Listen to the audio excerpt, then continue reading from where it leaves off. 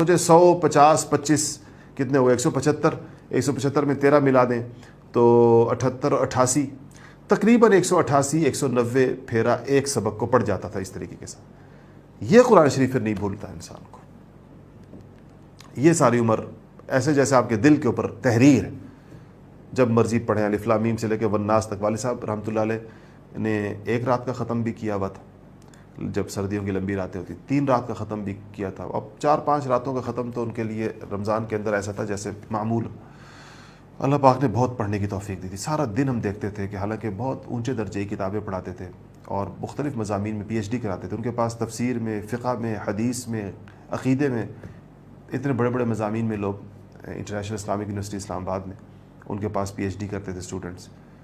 اور لیکن اس کے ساتھ تلاوت. اپنی گاڑی خود ڈرائیو کر کے جاتے تھے یونیورسٹی اور 30-35 منٹ ان کو لگتے تھے یونیورسٹی